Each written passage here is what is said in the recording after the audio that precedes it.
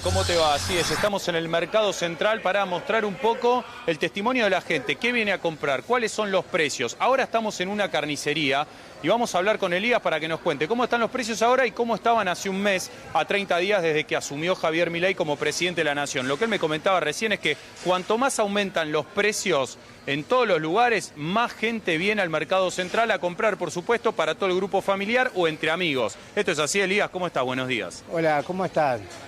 Mirá, nosotros desde los últimos 10 días antes de enero hasta ahora los precios en vez de aumentar bajaron. Sí. Nosotros tenemos... ¿Cuánto habían aumentado antes y cuánto bajaron después? Y por ejemplo, más o menos en general se había aumentado más o menos un 40% y bueno, y bajaron un 20%. Bien, ¿y nos puedes hablar cómo cambió el consumo acá? Cuanto más caro está afuera, más gente viene acá al Mercado Central. Y sí, eso siempre fue, históricamente fue así, porque acá sigue habiendo muchas promociones, por ejemplo, tenemos cuenta DNI, los fines de semana tienen 35% de descuento, aparte acá tenemos todos los medios de pago, eso también ayuda muchísimo, sí. Eso ayuda muchísimo. Che, y escúchame, vamos a los precios. ¿Qué es lo que más se lleva la gente? Porque acá, por ejemplo, tenés el asado a 5.500 pesos, cuando en las carnicerías está más caro en general. Hablemos de los precios, contame un poco. Sí. Por ejemplo, afuera hay una diferencia de algunos cortes, por ejemplo, cortes finos, afuera hay una diferencia el doble quizás, en lo que es capital y según la región y la zona del país. Por ejemplo, acá la gente lleva muchísimo lo que es milanesa, que está 5.700, que es un corte que te rinde mucho, te entran 10 milanesas en un kilo. Después lo que es paleta, por ejemplo, casi 4.500 pesos, también es un corte que se lleva mucho. Después la carne molida también, el kilo vale 4.200, a partir de 2 kilos te sale 4.000 pesos. Después también tenés todos los cortes variados, la gente lleva todos los cortes. Mucha diferencia, Los Diego, cortes más caros, por ejemplo. Acá vos tenés bife de chorizo, hay mucha diferencia, de verdad. Pero, por ejemplo, acá tenés el vacío a 6.000 pesos, sí. Tenés el bife de chorizo a 6.890. ¿La gente se lo lleva o no? Sí, la gente lleva muchísimo, lleva en grande, lleva para estoquearse siempre. Aprovechan, aparte a veces vienen entre 2 o 3 familias, entre 2 o 3 amigos y hay cortes, por ejemplo, el costillar entero te sale más económico y así otros cortes también.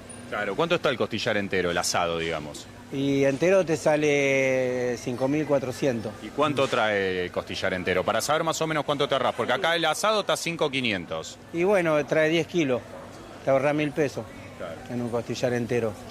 Y después, bueno, la gente lleva... No, te ahorras 5 lucas. Está 5.500 el asado, te ahorras... Claro, es un montón. Después tenés todos los cortes, por ejemplo, la gente sigue llevando mucho los cortes como osobuco, aunque hace mucho calor, lo siguen llevando, porque el osobuco tiene mucha carne, le sacan la carne, hacen un guiso y le quedan los huesos para la sopa. Claro, bien. Diego. A ver, Adrián, ustedes me van marcando, Sí. pero acá también hay frutas, verduras, lácteos, hay de todo y muchísima gente sobre todo. Claro, comprando. y me imagino que se agrupan muchas familias de otros barrios, de barrios de la provincia de Buenos Aires, de Cava, y hacen vaquita y van al mercado, ¿no? El mercado central. Estefanía, tengo una pregunta sobre la carne, porque antes de la llegada de Milei al gobierno, los frigoríficos tenían prohibido exportar los cortes populares, asado, vacío, paleta. ¿Ahora sí pueden hacerlo con Milei? El camino al que se va es la desregulación total, ¿no? De todos los... También para esos cortes. De todos los mercados, no te diría de todos los mercados, hubo un acuerdo inicial durante diciembre, sobre todo por el tema de las fiestas, porque entendían que es algo sensible que no tengas carne en la mesa de los festejos de fin de año, tanto Navidad como Año Nuevo, así que hubo ahí un intento del gobierno, pero vamos a escuchar además precisiones esta tarde por parte del secretario de Bioeconomía, porque va a estar presente en las sesiones del Congreso defendiendo la ley ómnibus, sobre todo porque suben las retenciones, pero allí podría algún diputado preguntarle qué es lo que piensan hacer con el resto de los productos, teniendo en cuenta que es bastante sensible, ¿no? Bien. Esto en la mesa de los argentinos. Bien, Estefi, bueno, ahí los cortes populares nos decías, ¿no? Diego, el vacío, el kilo de vacío, paleta nalga, ¿cuánto la tiene?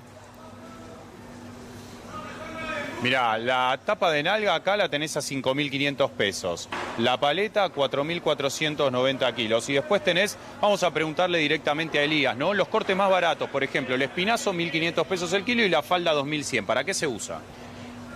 El espinazo es un corte que es para puchero, para estofado, para guiso también.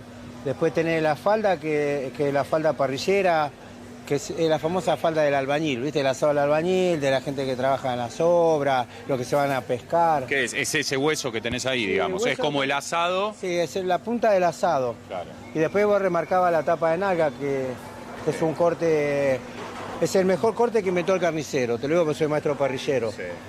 Esto sirve para el horno, para la parrilla, para hacer milanesa. No tiene cuero, no tiene grasa, es el rendidor, para todo. Es el corte que te salva para todo.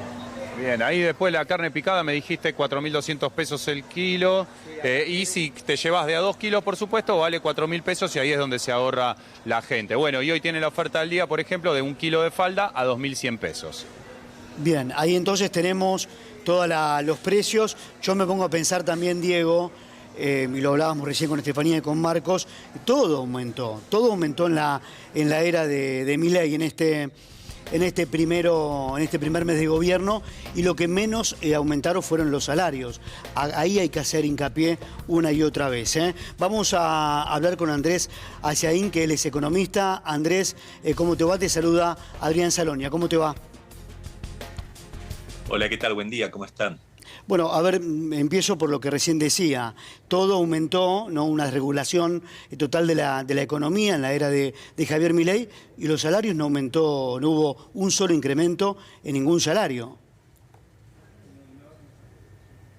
No, creo que es algo intencional, ¿no? Está claro que hay un objetivo en la política económica de Milei, que ellos optaron por avanzar en una serie de transformaciones, entre otras cosas en la distribución del ingreso, por la vía de un salto inflacionario, ¿no? Argentina ya venía con una inflación muy alta, de prácticamente un 140% anual, cuando se da que el triunfo de Milei, y ahí, bueno, en parte ya antes que asuma con las declaraciones de que se venía la desregulación, ya los empresarios empezaron a violar los acuerdos de precios y a generar aumentos muy fuertes.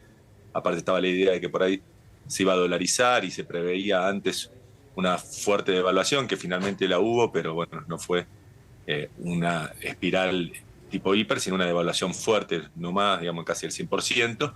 Entonces, anticipando eso, ya había habido remarcaciones fuertes, ni bien se conoció el triunfo de Milei, que después fueron exacerbadas por la política de suba del dólar, suba de las tarifas, suba de los combustibles que estamos viviendo, más la idea de que hay que desregular los mercados, por lo tanto, por ejemplo, lo que hablaban ustedes, restricción a la exportación de carne que ya no hay, entonces hay un aumento generalizado de precios, intencionado en el sentido de que se busca una redistribución del ingreso, que se la pongo en castellano, se busca disminuir el ingreso de la población con la idea de que así se reequilibra la economía. Así el plan motosierra no es solo el ajuste del gasto público, como por ahí piensa mucha gente, que está implícito, sobre todo en lo que es salario, jubilación y programas sociales, sino que también es un ajuste del ingreso de los trabajadores del sector privado, de los sectores medios.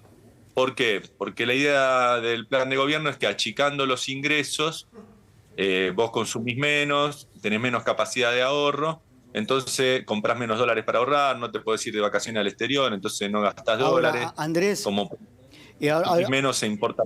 Ahí le doy el paso a mi compañera, pero te pregunto esto, ¿cuánto puede durar en la Argentina un modelo así? Si hablamos de tiempo, ¿no?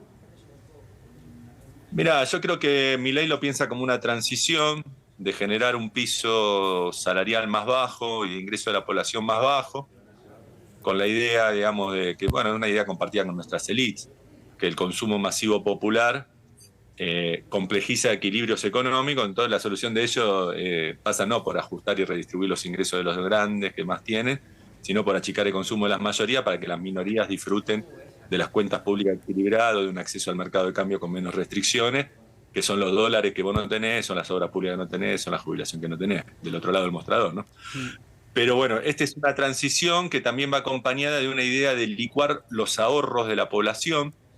Él lo llama desactivar la bomba de las LELIC, pero en realidad el objetivo es licuar los ahorros de la población, que es acelerar la inflación con todas estas medidas y bajarte, por ejemplo, la tasa de los plazos fijos, dificultarte el acceso al plazo fijo UVA porque lo extendieron, que tenés que tener medio año la plata en plazo fijo para poder acceder. ¿Por qué quieren hacer eso, destruir el plazo fijo? Porque ellos piensan que si la gente le licuás el ingreso y le licuás los ahorros de la población, después la gente gana pocos pesos, no tiene ahorro, entonces con un chito de dólares que consigan, viene la etapa final de este programa, que sería la idea de dolarizar. Entonces, lo que estamos viviendo ahora es una etapa de ajuste brusco de los ingresos de la población, de, digamos, destruir el ahorro que tenía la gente en los bancos como un plazo fijo, para que después, como nadie tiene un peso y ni de ahorro y ganas poquito, con los pocos dólares que pueda conseguir, tratar de generar la prometida dolarización. Me parece por eso que es un esquema de transición y él piensa que si logra esa dolarización, la estabilidad económica que genera va a generar algún beneficio social, ¿no? Y eso le va a permitir recuperar el desgaste del poder político. Esta es la visión optimista, digamos, de que lo logre, que igual de optimista tiene poco. Porque cuando uno ve la ansiedad por meter tantas reformas de entrada, uno diría, más bien tal vez lo están usando a Milei ciertos sectores de poder para meter todas las medidas que nunca pudieron meter de golpe, aprovechando un consenso que logró en base a mandar lindo video de TikTok y con una población un poco desgastada y descerebrada también, hay que decirlo, y de esa manera meter toda la medida de golpe porque creen que en un par de meses el desgaste social y político va a ser muy grande y no hay chance de meter medidas. Porque si uno pensara que se tienen fe en el programa, que van a dolarizar y que esto va a generar un bienestar social y económico, podrían ir negociando de a poco las distintas medidas que quieren meter. No necesitarían lanzar un DNU y una ley ómnibus el primer día de gestión, ¿no? Uno diría, bueno, tranquilamente, primero mejoran la economía, generan consenso social y después van negociando medidas apoyándose en ese poder político logrado. Andrés... Como viene la perspectiva, pareciera más bien que lo mandaron al frente con una de shock destructivo, diciendo no dura 3 meses, pero en estos 3 meses metemos todo lo que no pudimos meter en 20 años. Claro. Andrés, en uno de sus discursos, Javier Milei dijo que los programas de shock, salvo uno en el año 59, siempre funcionaron en la Argentina. Digo, te quiero preguntar brevemente por esto, porque obviamente uno, sin el conocimiento que vos tenés, rápidamente ve que eso no sucedió, porque no pasó con Martínez de Oz, porque no pasó en otros momentos de la historia, pero digo, te lo pregunto a vos, ¿alguna vez funcionó un programa de shock en la Argentina? Sí, algunos funcionó, creo que el más brusco que funcionó relativamente, por lo menos duró 10 años, fue la convertibilidad. Después han fracasado numerosos. Claro.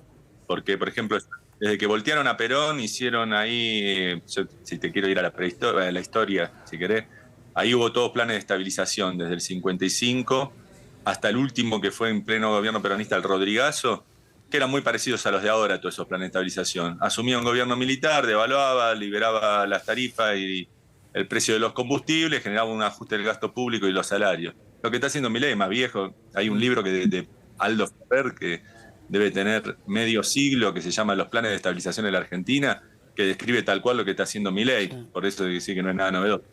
Y eso salía siempre para el traste porque después no lo podían sostener. Generaban simplemente un golpe inflacionario y una redistribución del ingreso favorable a las élites, a ciertos sectores, sobre todo exportadores, pero de corta duración, porque después se fortalecían los sindicatos y enseguida hacían retroceder. Sí, Andrés, un poco lo que estás remarcando, ¿no? Viene la otra pregunta. ¿Cuántos son los que vamos a sobrevivir a este modelo económico? Está claro que los sectores medios y más desprotegidos no.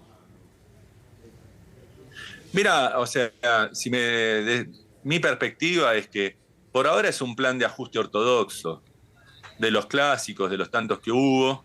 Genera mucho deterioro de la calidad de vida en el corto plazo, pero es fácilmente revertible en el sentido de que se recomponen las paritarias y hay cierta presión social para recuperar algunas de las políticas públicas de gasto, etcétera, y se revierte rápidamente porque es una redistribución basada en cambios de precios relativos muy bruscos, pero que el nivel de inflación que se genera con esta devaluación hace que en 2 meses toda la devaluación desaparezca. Bien, Andrés. El tema es después la capacidad. de recuperación salarial. Ahora, las medidas estructurales que quieren pasar vía DNU, ahí ya son cambios legales. O sea, si a vos te sacan la indemnización, no vuelve más. A vos te sacan que los empresarios puedan contratar en negro porque no tienen multa y nunca más un empresario contrata a alguien en blanco. A vos te cambian la legislación de obra pública por esas PPP, digamos, que querían hacer, que ya las quiso hacer Macri, y probablemente la obra pública baje estructuralmente y el deterioro que puede generar eso en algunos sectores productivos ya no se recupera. Te venden YPF y ya parte de las riquezas de vaca muerta que iba a quedar para todos los argentinos no la recuperas más. Lo mismo los satélites, o sea, hay algunas cosas que pueden ser más estructurales, que son las que se están debatiendo en el Congreso o que están en la justicia por el tema de DNU, y la población mientras sufre un ajuste clásico que es muy duro, pero que es relativamente fácil de revertir con un empoderamiento un poco más fuerte de los sindicatos y con cierta recuperación política que... Clarísimo, Andrés. Gracias por tu análisis y los conceptos. Te mandamos un abrazo. No, abrazo para ustedes y un saludo a todos.